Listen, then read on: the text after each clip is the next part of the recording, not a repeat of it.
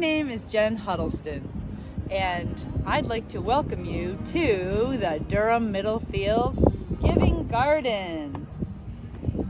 We are just in the midst of planting our garden for the 2021 season. We've amended the soil with our soil test results. We've added lots of supplements, and now we're getting ready to plant.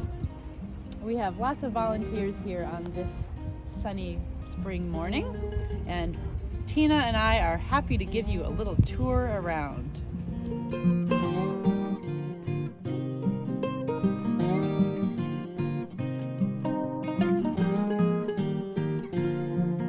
This garden started in the fall of 2018.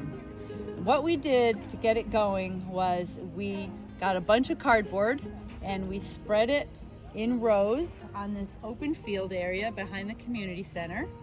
And we got a bunch of compost and dirt, and we weighed the cardboard down, and we just let it sit all winter long. And then in the spring, we were ready to add a lot more compost, and we got planting right away. It wasn't long before we had a deer problem, so we did a lot of planning and were able to get a donation from Permatreat of all of these posts around the perimeter of the garden area. And we got some 8-foot deer fencing and tacked that up to the posts. And we ordered this lovely tool shed here. And the town helped us put in a base of gravel, and we got the tool shed delivered and put right down here on location for us, and we are ready to go.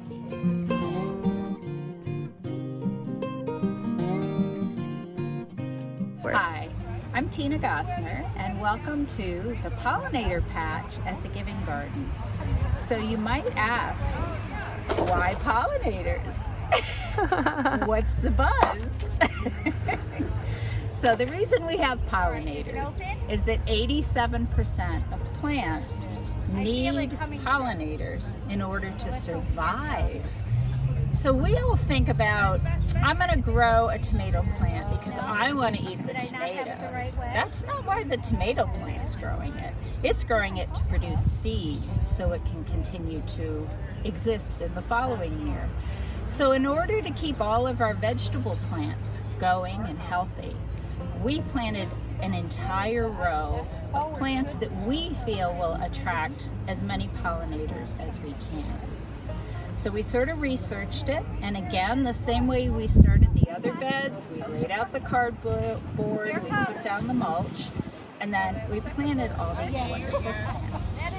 So we're not just attracting bees. We all think, oh, bees are the pollinators. There's a lot of different pollinators. There's butterflies and moths and flies and hummingbirds. There's just a whole bunch of little animals that come in and help us out.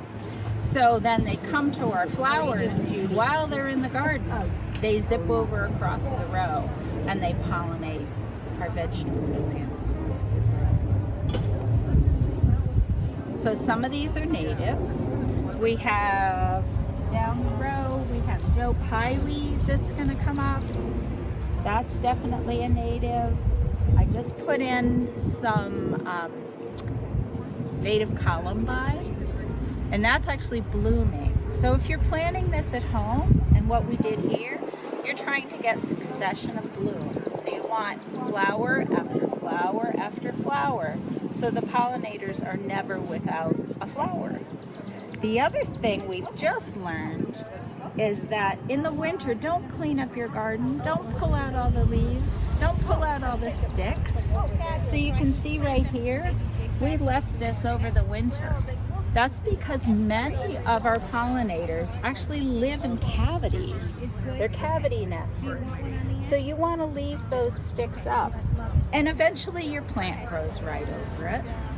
Many other pollinators actually nest in the ground. So it's really good. We have mulch on here because we have limited time to weed. But you can see we have a lot of bare ground in other parts of our garden.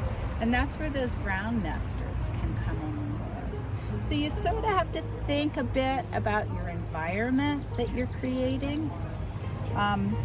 So this is our pollinator patch. Our most famous, most popular is one called mountain mint. When that mountain mint is blooming, the whole bush is covered in pollinators. It's like amazing. So anyway, I hope you can come by and visit. All of our plants are labeled, so if you want to learn, you can come write down the name or take a picture. Today we're doing things like planting our summer vegetables. So squashes and zucchinis are plants that do well in the heat of the summer, but we can get them started even now. They're planted differently than some of our other seeds in that we plant them in hills. So you might not be able to see, but what we've done is added all the nutrients to the soil, just like we did for all the other beds, but then we actually raked it up into these hills. And then we can plant the hills with our seeds. We always plant a few more than we think we're going to get because we don't know whether the seeds will in fact germinate or hatch, if you would. So this is a way to get these started. And the hills also allow for better drainage, and it lets the soil warm up sooner too.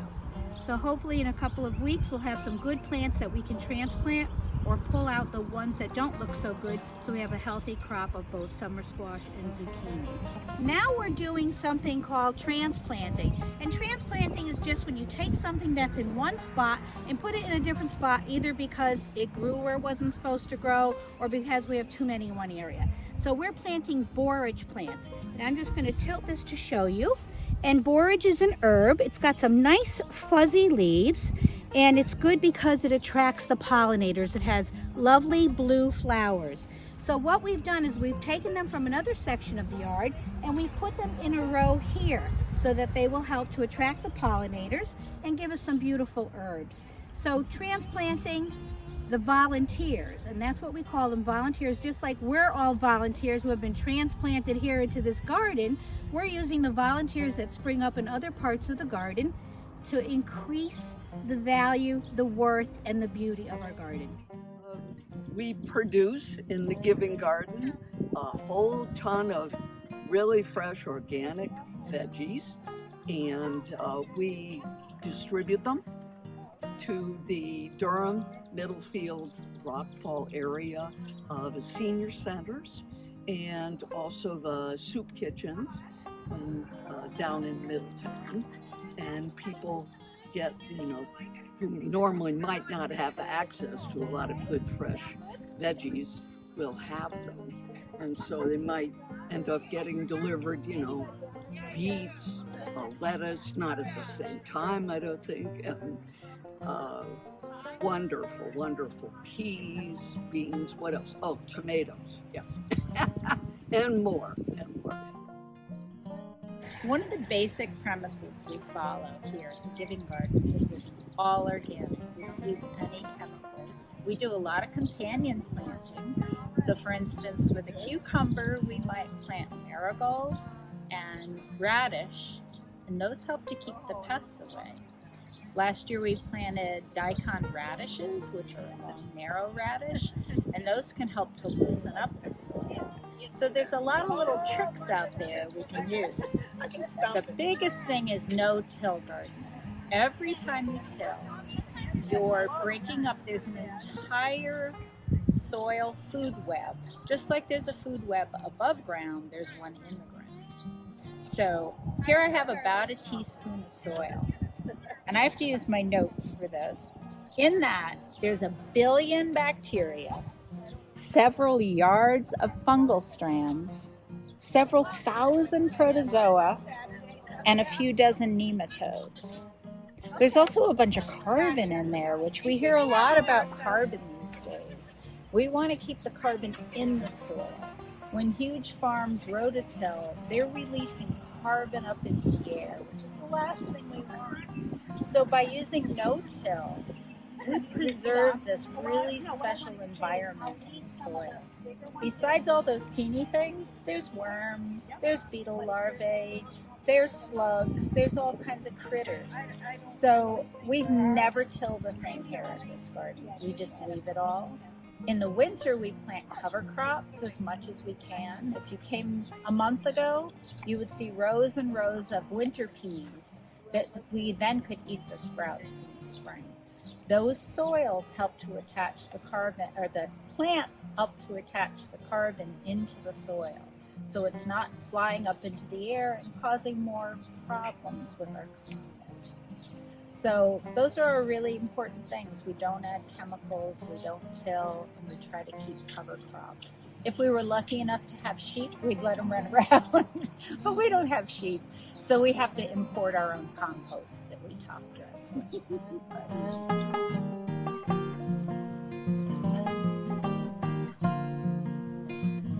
This is our new tomato system this year. In the past years, we have just grown tomatoes the way everybody does, and we grew them against trellises and tied them to the trellises. And Farmer Craig at the community garden in Mystic, who's been our mentor, grows them this way on a much larger scale. And so we give them the chance, since tomatoes are vines, to be vertical. And we are going to plant 6 tomato plants, only 6 tomato plants, and that's crowding according to him, but 6 on each side. But our soil is so fertile that we think that they're going to still be happy to keep them fed.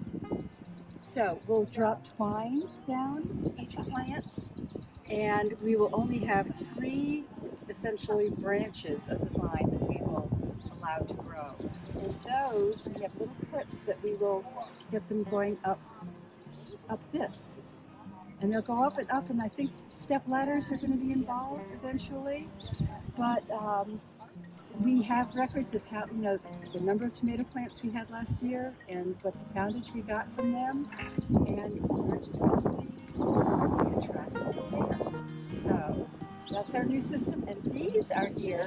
People are saying, like, that doesn't look organic. But it's safety first, because these guide wires that we need, because these are going to be holding hundreds and hundreds and hundreds of pounds. Those of us get a little distracted, so this is our safety system. Hi, my name is AJ. I like to weigh the food at the Giving Garden.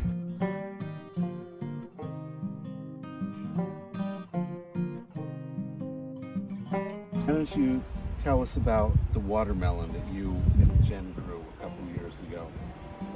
So it was like probably this big, and it was huge.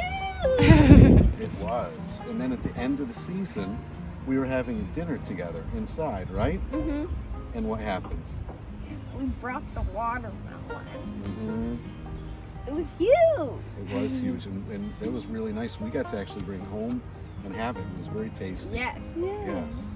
So we've enjoyed coming here each week and doing some work and helping out and being able to support the community here.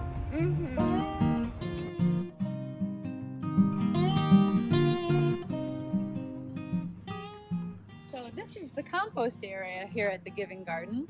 This is another thing that is evolving over time, but as you know, compost is vital to the health of an organic growing method garden, because it's really important to think not only about what we're pulling out of the garden, we need to think about what we're putting into the soil, because what we feed to the soil will eventually turn around and feed us. The 2020 growing season was 1,200 pounds of produce being pulled out of the garden. So it's super vital for us to put good nutrients back into the garden. So let's have a quick look here. These different bin areas are kind of, this is a mum that I pulled out that survived from last year. These bins are all in different states of decomposing. And we try to mix the leaves in with the grasses, and we put the weeds from the garden that we pull out so that we can create enough heat to kill the weed seeds so that we're not continuing to put more weed seeds into our garden. So we bring in organic lawn clippings. We don't want any chemical sprays that have been added to lawn clippings. And we compost all of the leaves that we pick up here at the garden, as well as some that we import in the fall.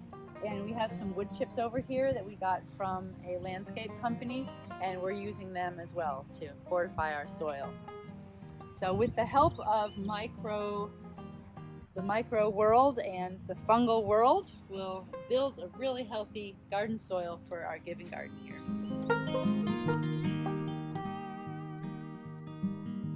Welcome to the Giving Garden Beehives. With Alan's expertise, we are able to learn a lot about beekeeping. Let's pry the top off and we'll have a look inside. So this is a very special frame. In it, we have some new queens that are being raised by the worker bees. They are doing a very specific job. They are trying to put a substance called royal jelly into a little larva, and a larva is a baby bee. It looks like a little worm. Alan and I lifted those larvae out of the cells where they were growing, and we put them into these man-made cells here. And now the bees are doing their work by putting royal jelly into the cells so that the cells will grow a new queen. And once we have the new queens, we can start new hives all around town.